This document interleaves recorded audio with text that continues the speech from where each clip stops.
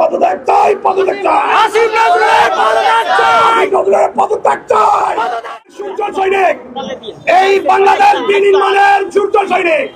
সুতরাং আমাদের শহীদ ফ্যামিলি আবার রাস্তায় দাঁড়িয়েছে, আমরা কোনোভাবে এটি বরদাস্ত করতে পারি না। প্রিয় সাংবাদিক ভাইয়েরা, আমরা আপনাদেরকে জানিয়ে রাখি, আহত এবং শহীদ পরিবার আবার যদি রাস্তায় নামে, তাহলে বাংলাদেশের সিসির যে একটি পরিণতি হয়েছিল, জুতোর মালা পরিহিত হয়েছিল। আসিফ নজরুল সাহেব, আপনি কিসের এজেন্ট স্পষ্ট করতে হবে। শহীদ ফ্যামিলি এবং আহত যোদ্ধারা কাউকে ভয় পায় না, কাউকে ভয় পায় রাস্তায় নামেনি। যুদ্ধে নেমেছিল, আপনাকে মনে রাখতে হবে। তারা বুক পেতে দিয়েছিল, মনে রাখতে হবে। তারা গুলিকে বরণ করেছিল, মনে রাখতে হবে।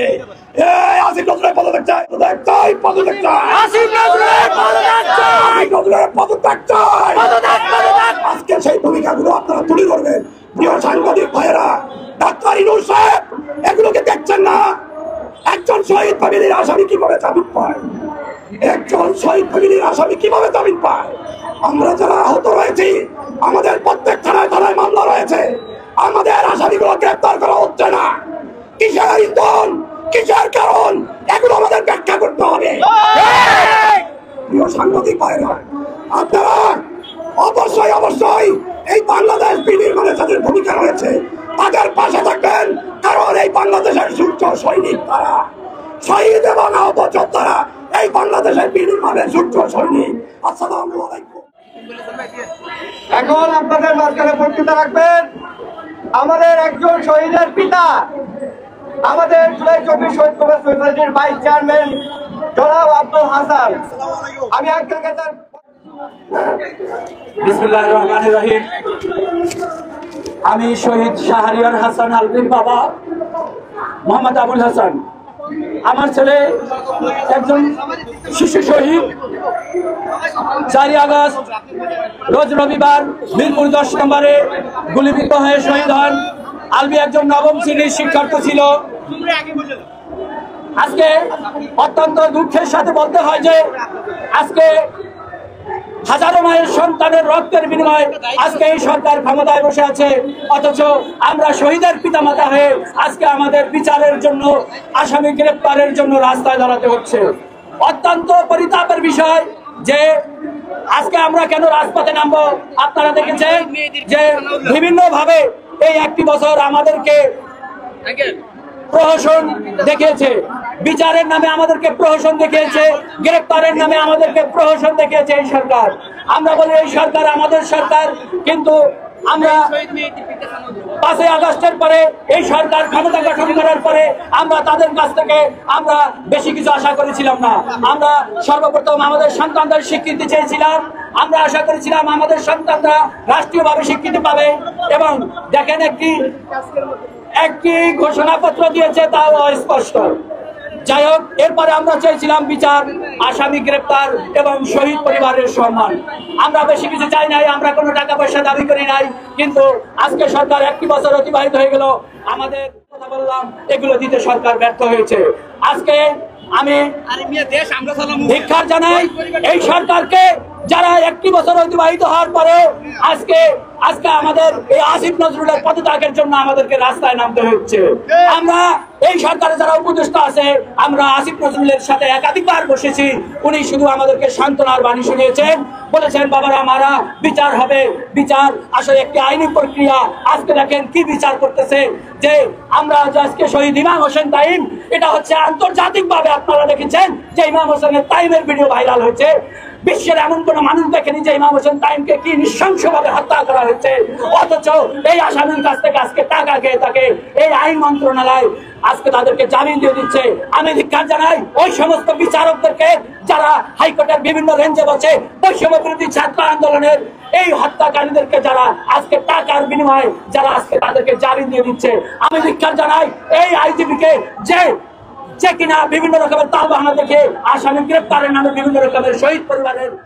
আমি ধিক্কার জানাই এই স্বরাষ্ট্র সহকারী উপদেষ্টা খোদাবাদ চৌধুরীকে যে কিনা আমাদেরকে এসির ভিতরে নিয়ে 15 থেকে 1 ঘন্টা 1.5 ঘন্টা চা নাস্তা খাইয়ে বিভিন্ন রকমের কৌশল অবলম্বন করে আমাদেরকে মোটিভেশনাল কথা বলে আমাদেরকে স্বরাষ্ট্র মন্ত্রণালয় থেকে বিদায় নিয়ে দিচ্ছে।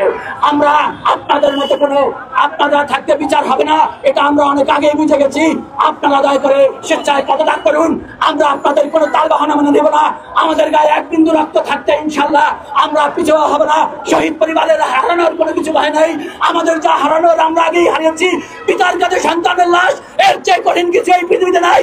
আপনারা হয়তো সন্তানের লাশ কাঁধে নেননি বিদায় আজকে আপনারা ক্ষমতায় এবং আমি আপনাদেরকে উদারত আহ্বান জানাবো। আপনাদের এই সরকারকে আমরা ধিক্কার জানাই, আমরা ধিক্কার জানাই, আপনাদেরকে নিন্দা জানাই। আপনারা আজকে জাতির কাছে একটি কলঙ্কিত সরকার। আমি আপনাদেরকে কলঙ্কিত ভাবে আপনাদেরকে চাই। শহীদ পরিবার যতদিন বেঁচে আছে, শহীদদের পিতা মাতা ভাই বোনদের গায়ে যতদিন রক্ত আছে, ততদিন আমরা এই আন্দোলনের জন্য লড়ে যাবো। আসিফ নজরুলের পদত্যাগ চাই, পদত্যাগ চাই। করতেই হবে, না হলে সবাইকে আসসালামু আলাইকুম ওয়া রাহমাতুল্লাহ। এ পর্যায়ে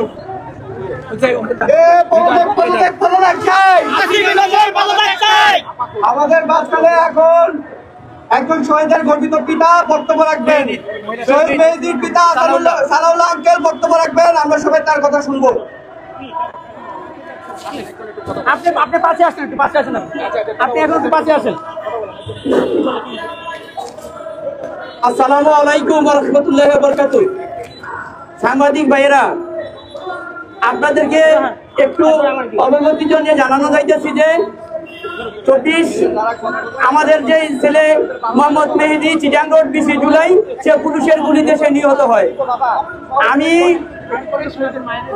24 আগস্টের 15 তারিখে আন্তর্জাতিক যে সংস্থায় একটা অভিযোগ করি রাষ্ট্রের বিরুদ্ধে, শেখ হাসিনার বিরুদ্ধে। এখন পর্যন্ত আমার এই মামলার কোনো অগ্রগতিও হয় নাই। প্রিয় সাংবাদিক ভাইয়েরা, একটু আমার দিক ফলো করেন। দেখেন, আমার ছেলে একটা ইঞ্জিনিয়ারিং ছাত্র ছিল, ডিপ্লোমা ইঞ্জিনিয়ারিং ছাত্র ছিল। আমার একমাত্র ছেলে আমি হারাইছি। আমি আন্তর্জাতিক ট্রাইব্যুনালে যে অভিযোগটা করছি, আমার অভিযোগটা সেকেন্ড। এই পর্যন্ত ওখান থেকে কোনো কর্মকর্তা এই পর্যন্ত আমার মামলার কোনো তদন্ত করে নাই। প্রিয় সাংবাদিক ভাইরা, আপনাদের কাছে অনুরোধ, আমার এই জিনিসটা একটু ফলো করেন। আমি আপনাদের কাছে এনেছি। আর উপদেষ্টার উদ্দেশ্যে কিছু কথা বলি। আমরা গ্যাজেট হয়েছে 864 জন শহীদের গ্যাজেট। এখন কিন্তু পিতামাতা বেঁচে আছি। আমি প্রত্যেককে উপদেষ্টার দৃষ্টি আকর্ষণ করছি, নিন্দা জানাচ্ছি। আপনাদের আমাদের ছেলে রক্তের উপরে আজকে 1টা বছর হয়ে গেল, প্রত্যেকটি রাত আমাদের কোনো ঘুম নাই। আমি এদেরকে উদ্দেশ্য করে বলি, আমরা শহীদ পরিবার থেকে আমরা যে কামনা করছি, যে আশা করছি, তা হয় নাই, বাস্তবায়ন হয় নাই। এই প্রধান উপদেষ্টা এখানে আমাদের সাথে আমার ছেলে রক্তের সাথে বেমানি করছে। প্রিয় সাংবাদিক ভাইয়েরা, এই বিষয়টা আপনারা তুলে ধরবেন, এই বলে আমরা শেষ করছি। আসসালামু আলাইকুম।